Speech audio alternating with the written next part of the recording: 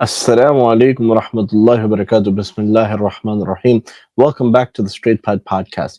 Today, I have a question which I'd like to get an answer to. Is it halal to pump iron? So, let's try to get the answer. Ibn Abbas radiallahu anhu reported the Prophet ﷺ said, there are two blessings which many people waste, health and free time. In the Quran, it says, أعوذ بالله من الشيطان الرجيم بسم الله الرحمن الرحيم كلوا من طيبات ما رزقناكم ولا تطغوا فيه فيحل عليكم غضبي ومن يحلل عليه غضبي فقد هوى. Sadaqallahu al-Azim. Say, eat from the good things we have provided for you, but do not transgress in them, or my wrath will befall you. This is Allah subhanahu wa ta'ala talking.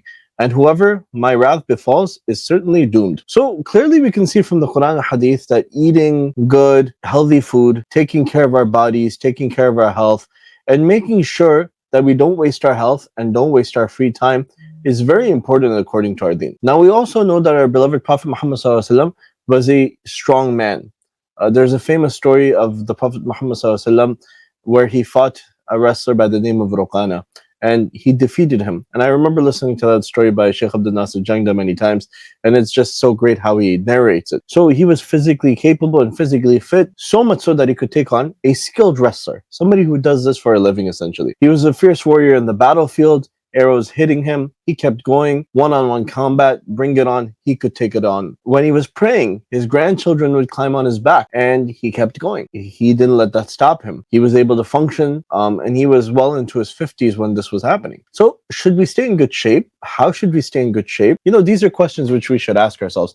And a lot of times the problem comes up is we want to go to the gym, and people are like, oh, don't go to the gym, there's too much fitna there. And I agree that there is fitna there. But how can we go to the gym, or how can we work out with avoiding the fitna? So we want to learn how to swim. It's from the sunnah. Want to stay in good shape, maybe learn how to wrestle, maybe some of the martial arts. You know, we want to avoid striking people in the face and the private parts, obviously, so we don't injure them. And also hitting people in the face goes against our deen. So we want to learn these self-defense tactics to protect ourselves and our families as well. So yeah, go to the gym, work out. Now, this is where the difficult part comes in. People always talk about going to the gym and what kind of clothing men and women are wearing at the gym and how it's a fitna going to the gym. People are obviously wearing inappropriate clothing, especially in the West. Recently, somebody asked me a question in their podcast, can we go to the gym? And we spoke about protecting the gays. So when this brother uploaded this clip, somebody posted a comment, oh, look, Muslims can't even guard their gaze. So it's not a question of guarding your gaze or not. You know, there's one thing which is controlling your gaze or protecting your eyesight from what is haram. But going to the gym at a time where you know there's massive amounts of fitna, that there's, if you're a man, women there who are wearing inappropriate clothing, or women going where there's men there wearing inappropriate clothing, it goes both ways. You have to remember, it doesn't just go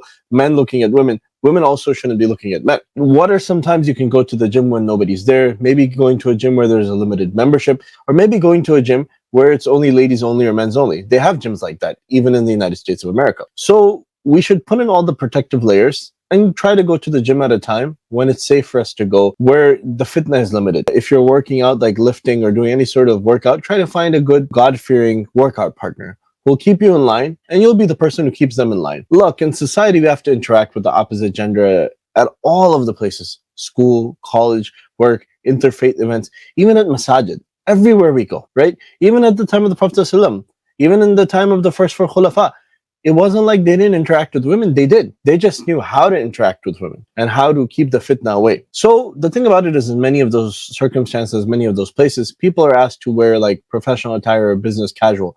So we know that they're covered at least decently. But when we go to a gym or a beach, we know people are going to be dressed in next to nothing. So what are a few options for Muslims? What should we do as a community?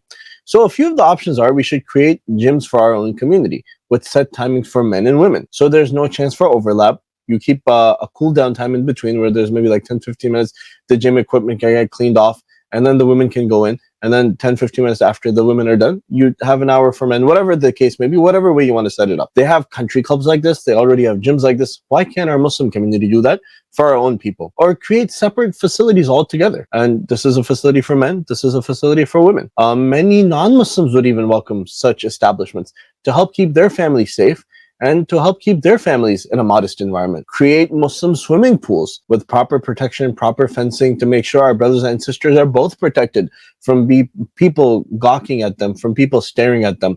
And have a strict dress code where women and men must abide by this dress code and wear modest clothing even when they go swimming. It doesn't mean if you have a Muslim only swimming pool, you can come wearing something which is inappropriate. No, you still have to wear something which is appropriate.